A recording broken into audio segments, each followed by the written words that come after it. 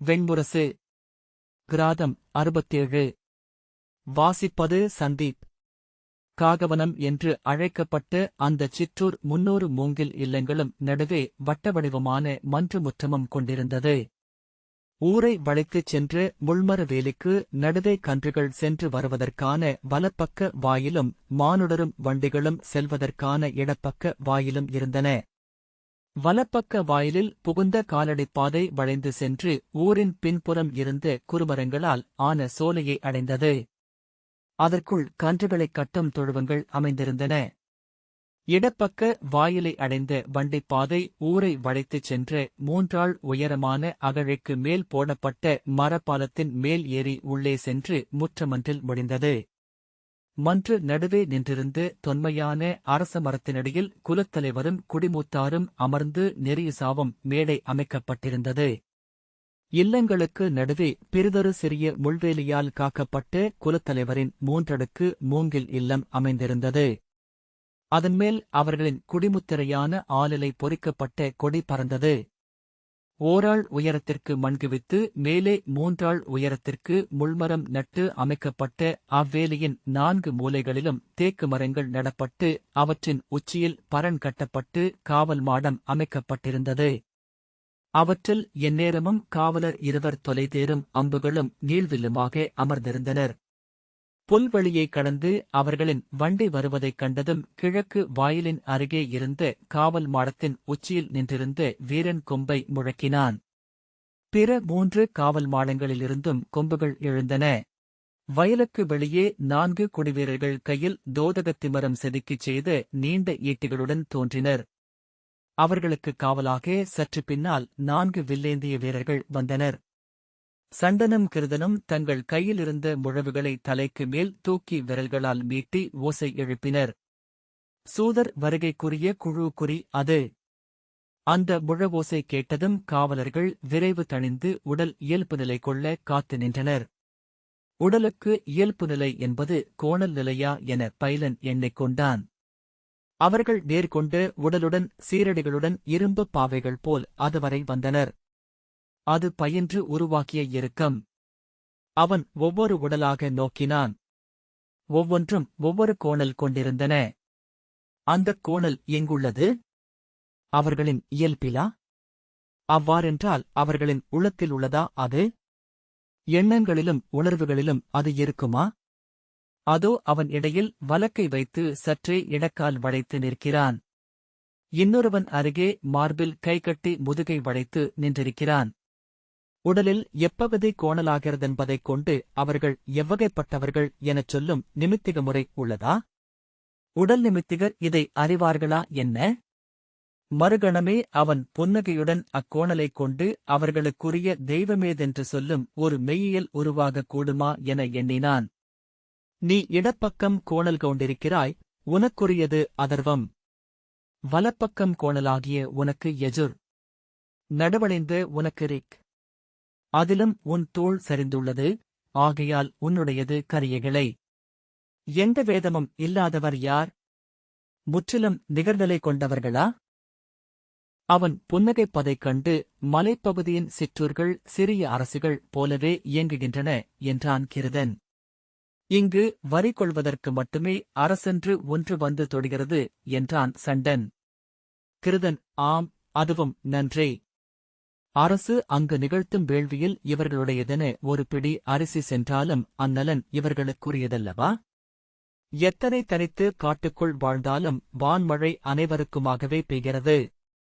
மழை கொணரும் வேதம் அனைவருக்கும் உரியதே என்றான். சண்டன் புன்னகைத்தான். உக்ரன், ஏன் அத்தனை பேரும் வளைந்து நிற்கிறார்கள் என்றான். பைலன் திடுக்கிட்டான்.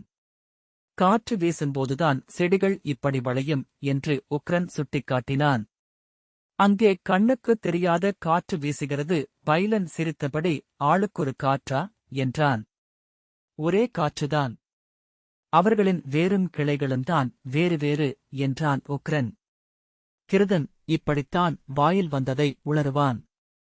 அவன் யாரைச் சொல்கிறானோ அவர்களை நோக்கி கையை வேறு சுட்டுவான். இவனால்தான் நான் ஒருநாள் கழுவிலேறி அமரப் போகிறேன் என்றான். வண்டிக்குள் இருந்து அவன் அன்னை சுதை அவன் பொருளில்லாமல் சொல்வதில்லை. நமக்குத்தான் புரிவதில்லை என்றாள். உன்னைப் போன்ற கரிய காட்டுப் பெண்ணை அணைந்தபோது லோமஹர்ஷணருக்கு சற்றே கிறுக்கு பிடித்திருக்க வேண்டும். அந்தக் கிறுக்குதான் இப்படி தனியாக பிரிந்து வந்து பிறந்திருக்கிறது என்றான் கிருதன். தந்தையே, கிறுக்கு தொற்றக்கூடியதா என்றான் உக்ரன். இல்லை, இருந்தால் எனக்கு தொற்றியிருக்குமே என கிருதன் பல்லைக் கடித்தபடி சொன்னான். அவர்கள் அவ்வூரின் வாயிலை அடைந்ததும் கிருதன் கைகளை தலைக்குமேல் தூக்கி, என் பெயர் கிருதன், தொல்சூதர் மரபான மாயூரத்தில் சகரன் மைந்தனாக பிறந்த பாடகன். வண்டிக்குள் என் மனையாட்டி இருக்கிறாள் என்றான். அவள் கருவுற்றிருப்பதனால் நடக்க முடியவில்லை.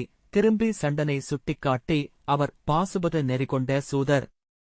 அவர்கள் அயலூர் வைதிகர். கல்வி தேடி நிலம் பெயர்பவர் என்றான். சுதை தன் பெரிய வயிற்றுடன் மெல்ல இறங்கினாள். பைலனும் சுமந்துவும் வைசம்பாயனனும் ஜெய்மினியும் தங்களை அறிமுகம் செய்து கொண்டதும் ஊர்காவலர் முகங்கள் மாறின.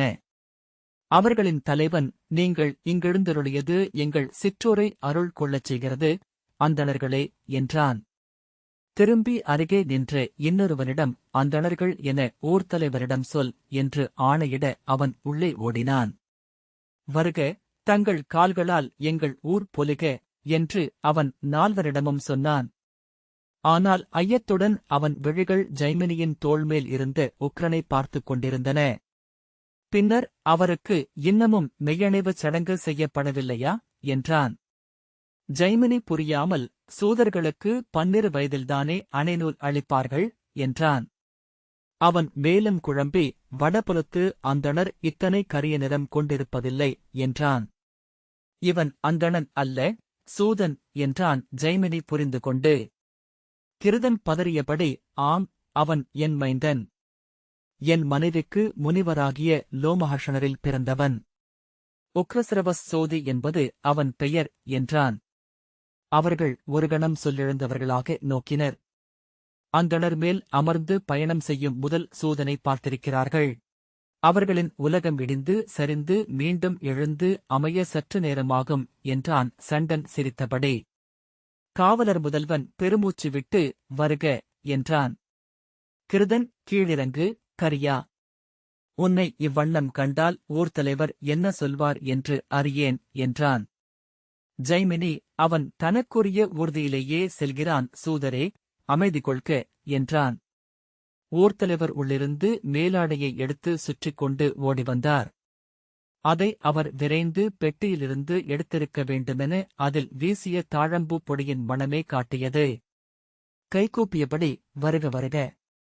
அந்தணர் காலடிப்படுவதனால் எங்களூரில் அறமும் கல்வியும் செழிக்கட்டும். சூதர் சொற்களினூடாக மாவேரரும் பத்தினியரும் தவமுனிவரும் தேவரும் தெய்வங்களும் எங்களூரில் குடியேறட்டும் என்றார்.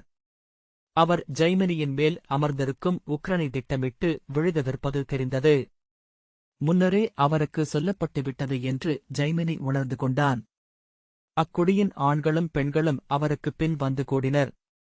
பெண்கள் குடங்களில் மஞ்சள் கரைத்த நீருடனும் குடலைகளில் மலர்களுடனும் வந்தனர். அவர் குடங்களில் இருந்த நீரை எடுத்து வைதிகர் மூவரின் கால்களையும் கழுவினார். ஜெய்மினி உக்ரனை இறக்கிவிட்டான். குலத்தலைவர் ஜெய்மினியின் கால்களில் மஞ்சள் நீரூற்றிவிட்டு விழிவிலக்கிக் கொண்டார்.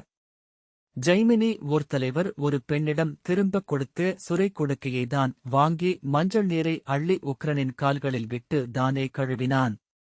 ஊர்த்தலைவரின் கழுத்தில் தசைகள் இழுபடுவதைக் காண முடிந்தது. 3 பெண்கள் சுடர், நீர், அரிசி, மலர், பொன் என 5 மங்கலங்களைக் காட்டி அவர்களை வரவேற்றனர். பிறர் அரிமலர் தூவி வாழ்த்துரைத்தனர். குரவையோசை சூழ்ந்து ஒலித்தது. அவர்கள் தங்களுடன் அழைத்துச் சென்றமையால் உக்ரனும் அந்த வாழ்த்துக்களுடன் உள்நுழைந்தான். கிருதனும் அவன் மனைவியும் தொடர்ந்து சென்றனர். 2 காவலர் அவர்களின் வண்டியை அப்பால் கொண்டு செல்ல இறுதியாக சண்டன் தன் தோல் மூட்டையுடனும் முழவுடனும் நுழைந்தான். ஊர்த்தலைவர் அவர்களை அழைத்துச் சென்று மன்று நடுவே நின்றார். தாங்கள் தங்குவதற்காக குடில்கள் ஒதுக்கப்படுகின்றன, அந்தணர்களே. அந்தணர் தங்கும் பொருட்டு இங்கே குடில் ஒன்று உள்ளது. ஆனால் அந்தணர்கள் இங்கு வந்து 10 ஆண்டுகளுக்கும் மேல் ஆகிறது. ஆகவே குடில் சற்று தூசடைந்துள்ளது. பெண்டிர் அதை சீரமைத்துக் கொண்டிருக்கிறார்கள். சற்று நேரம் பொறுங்கள் என்றார். திரும்பி சண்டனிடம், சூதர்கள் தங்குவதற்கு அப்பால் குடில்கள் 2 உள்ளன. அவை உழவுப் பொருட்கள் போட்டு வைக்க இப்போது பயன்படுத்தப்படுகின்றன. எடுத்து அகற்றிக் கொண்டிருக்கிறார்கள். இன்னும் சற்று நேரத்தில் சித்தமாகிவிடும் என்றார்.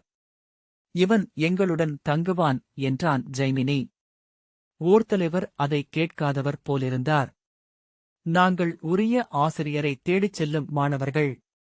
இங்கு 1 நாள் மட்டுமே தங்குவதாக உள்ளோம் என்றான் பைலன்.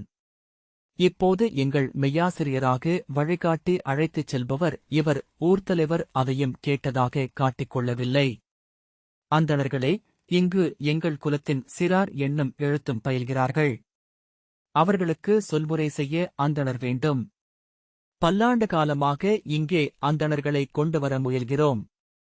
எவரும் இத்தனை தொலைவுக்கு வருவதில்லை. உங்கள் கையால் மெய்ச்சொல் பெற்றால் அவர்களின் சித்தம் தெளியுமென நினைக்கிறேன் என்றார். ஆம், அது எங்கள் கடமை என்றான் வைசம்பாயனன். காகவனத்தின் முற்றத்தில் நடுவே மன்றரி மூட்டப்பட்டது. தழலெழுந்து இருளுக்குள் ஆட சூழ்ந்திருந்த இல்லங்கள் நிழல்தரையென ஆடின. ஊர்த்தலைவரும் குடிமூத்தாரும் கரிய கம்பளியாடைகளை போர்த்தியபடி வந்து எரியருகே இடப்பட்ட மனைகளில் அமர்ந்தனர். ஊரார் ஒவ்வொருவராக கம்பளிகளும் மரவுரிகளும் கொண்டு உடல் மூடி வந்து அமர்ந்தனர். சற்று நேரத்தில் அந்த முற்றமே முழுமையாக நிறைந்தது. குழந்தைகள் முதல் வளையமாகவும் ஆண்கள் அடுத்த வளையமாகவும் அமர்ந்திருக்க இடப்பக்கத்தில் பெண்கள் தனியாக அமர்ந்தனர். 4 பேர் பெரிய மரக்குடுவையிலிருந்து அவர்களுக்கு கொதிக்கும் இன்சுக்கு நீரை மூங்கில் குவளைகளில் அளித்தனர். அனைவருமே ஊனுடன் உணவுண்டு நிறைந்திருந்தனர். சிலர் அப்போதே மெல்லிய துயிலில் எடை கொண்ட தலையுடன் ஆடினர். குழந்தைகள் விழுசொக்கி அன்னை மடிகளில் தலை சாய்த்தன. கிருதனும் சண்டனும் தங்கள் முழவுகளுடன் வந்தனர்.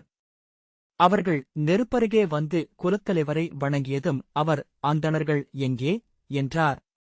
அவர்களின் சடங்குகள் சில முடியவில்லை. வந்து கொண்டிருக்கிறார்கள் என்றான் சண்டன். அவர் உக்ரனைப் பற்றி பேச விரும்புகிறார் எனத் தெரிந்தது. ஆனால் அவரை ஏதோ ஒன்று தடுத்தது.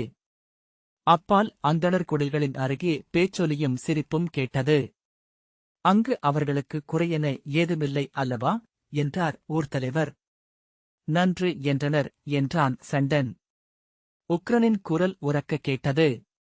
உங்கள் மைந்தனுக்கு மிகக் கூரிய குரல் என்றார் குலத்தலைவர். ஆம், அதன் பொருட்டே அவனுக்கு அப்பெயர் இடப்பட்டது என்றான் கிருதன். அவர் முகம் சுளித்து திரும்பிக் கொண்டார். 4வரும் நடந்து வந்தனர். இம்முறை வைசம்பாயனனின் தோள்மேல் உக்ரன் இருப்பதை ஊர்த்தலைவர் கண்டார். அறியாமலேயே அவர் விழி திரும்பி சண்டனைப் பார்த்துவிட்டு விலகியது. கிருதன் தாழ்ந்த குரலில், என்ன நிகழ்கிறதென்றே தெரியவில்லையே என்றான். என் மனைவி சொன்னால்தான் கொஞ்சம் கேட்பான். அவள் பயணக்களைப்பில் படுத்துவிட்டாள். எனக்கு உண்மையிலேயே அச்சமாக இருக்கிறது. சண்டரே, நீராவது அவனிடம் கொஞ்சம் சொல்ல முடியுமா என்றான். சண்டன் புன்னகை மட்டும் செய்தான். ஊர்த்தலைவர் வேறுபக்கம் நோக்கியவராக, மைந்தருக்கு உலகமுறை தெரியாது.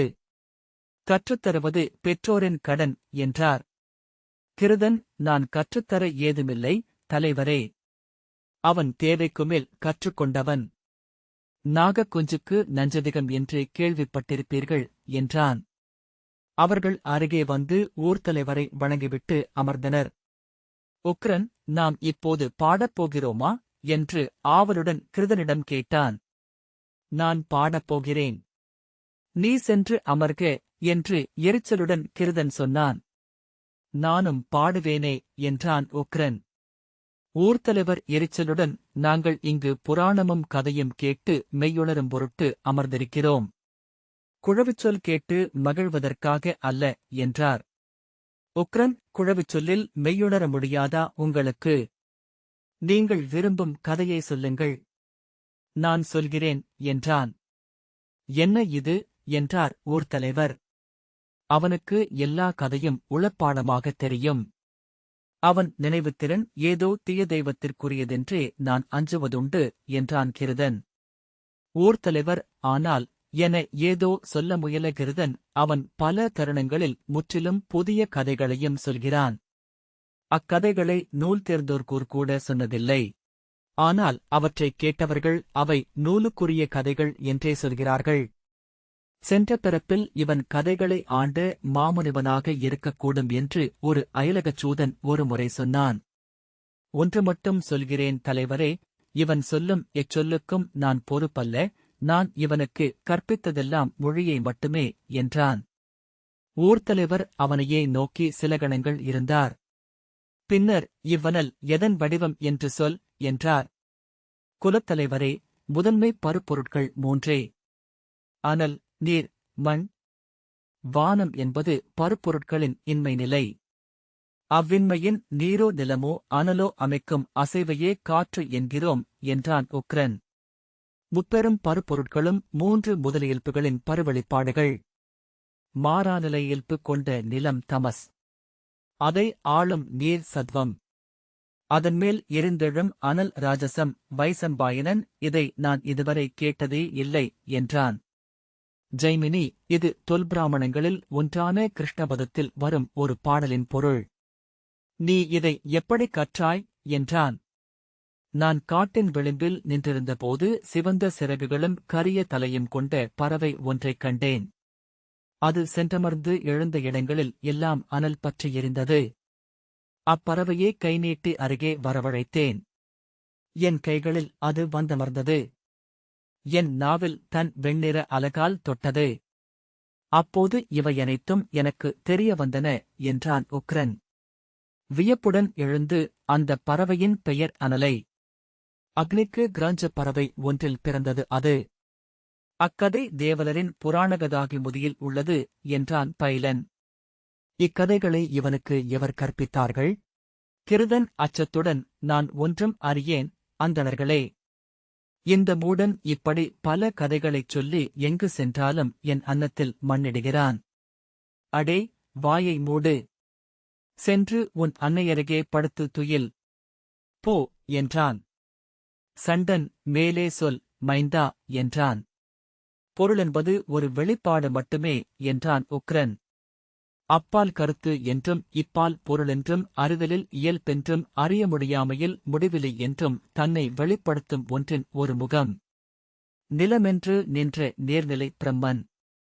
அதில் செயலென்று எழுந்த அனலே சிவன். அமைந்த நீரின் தன்மையே விஷ்ணு. நிலத்திலும் நீரிலும் உறைகிறது அனல்.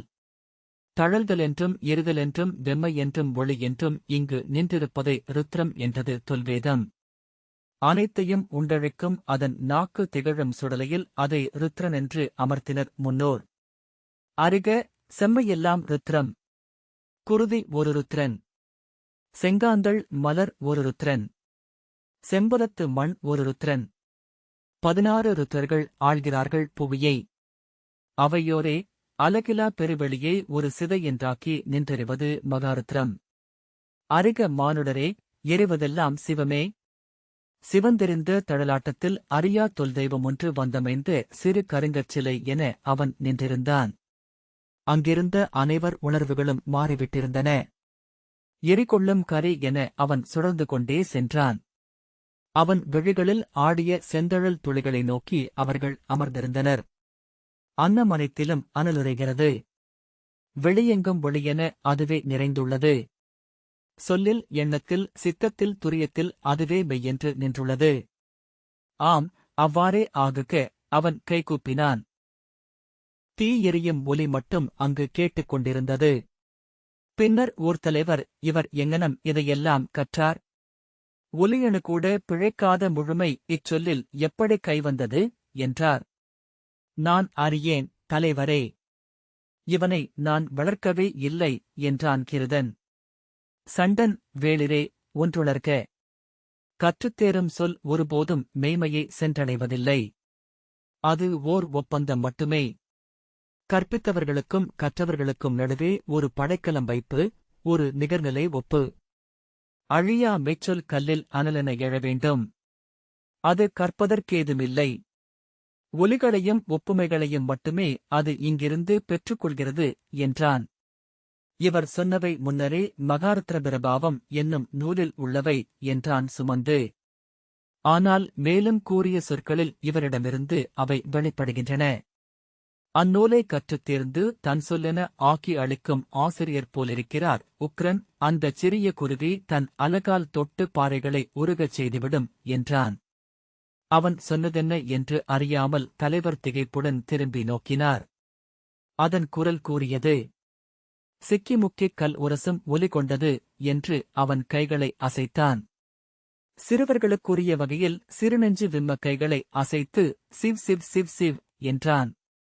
ஊர்த்தலைவர் பெருமூச்சுடன் ஆம், நாம் அறிந்தது சற்றே என்றார்.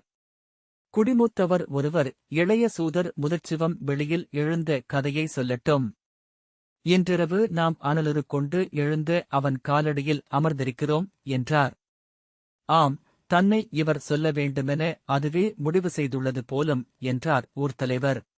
கைகொப்பி பணிந்து நான் வேண்டுமென்றால் சிவபுராணத்திலிருந்து அக்கதையை சொல்கிறேன். நான் அதை பல மேடைகளில் பாடியதுண்டு என்றான் கிருதன். ஊர்த்தலைவர் திரும்பிப் பார்த்தபின் மறுமொழி ஏதும் சொல்லாமல் நோக்கி விலக்கிக் கொண்டார். சண்டன் குனிந்து உக்ரனைத் தூக்கி அங்கிருந்த மரத்தாலான சிறிய பீடத்தின் மேல் நிறுத்தினான். தன் முழவை எடுத்து அவன் கைகளில் கொடுத்தான். எழுக சொல் என்றான். உக்ரன் அந்த முழவை திருப்பித் திருப்பி பார்த்தபின் இது எனக்கா என்றான். ஆம் என்றான் சண்டன். நானே வைத்துக் கொள்ளலாமா என்றான். ஆம், வைத்துக்கொள் என்றான் சண்டன் புன்னகையுடன். கேட்டாலும் தரமாட்டேன் என்று உக்ரன் தலையை சரித்து புருவம் சுளித்து சொன்னான். உன்னுடையதேதான் இது, போதுமா? அவன் அதன் தோற்பரப்பை கையால் வருடியபடி மென்மையாக உள்ளது என்றான். பின்பு நிமிர்ந்து அழுதாலும் தரமாட்டேன் என்றான். சண்டன் சிரித்து வேண்டாம் என்றான். எந்தையின் முழவு இதைவிடப் பெரியது. ஆனால் அவர் அதை நான் தொடுவதற்கே விடமாட்டார். நான் அதை ஒருமுறை முள்வைத்து கிழித்துவிட்டேன் என்று அவன் சொன்னான். ஆனால் இதை கிழிக்க மாட்டேன். அவன் முகம் புன்னகையில் மலர்ந்தது. ஏனென்றால் இது என்னுடையது. நான் எவரிடமும் இதை கொடுக்க மாட்டேன். அதன்மேல் கைகளால் வருடிக்கொண்டே இருந்தான். அவன் உள்ளம் அந்த அசைவில் தெரிந்தது. முழவு மீட்டக் கற்றுள்ளாயா என்றான் பைலன். இல்லை, ஆனால் நான் அனைத்து பொருட்களையும் தாளமாக்குவேன் என்றான் அவன். அவன் கைகள் அசைய அசைய உடல் மயக்கு கொண்டது. விழியிமைகள் துயிலில் என தளர்ந்தன. அவனுடையதா என்று ஐயுறச் செய்யும் குரலில் அவன் மெல்ல முனகினான். வண்டு முரல்வது போல. ஓநாய்க்குட்டியின் முனகலென அது ஆகியது. பின் புலிக்குருளையின் உருமலை போல. அவன் மையச்சுருதியைப் பற்றிவிட்டான் என சண்டன் புரிந்து கொண்டான். சுட்டுவிரல் சீறிக் கொத்தும் நாகக்குழவி என முழவை தொட்டுச் சென்றது. அம்மெல்லிய ஒலிக்கேற்ப அவன் உடலே முழவுத்தோலென அசைந்தது. முழவென்று ஆகி ஒருவன் முழவு மீட்டுவதை அப்போதுதான் பார்க்கிறோம் என சண்டன் எண்ணிக்கொண்டான். சிவமெய்யாம் என்று உக்ரன் சொன்னான். விரல் துடித்து எழ விசை கொண்ட தாளத்துடன் இசைந்து சிவமெய்யாம் என்றான். மேலும் உரத்து வெடித்தெழுந்தது அச்சொல். ஆம், சிவமெய்யாம். இந்த வாசிப்பை கேட்டதற்கு நன்றி.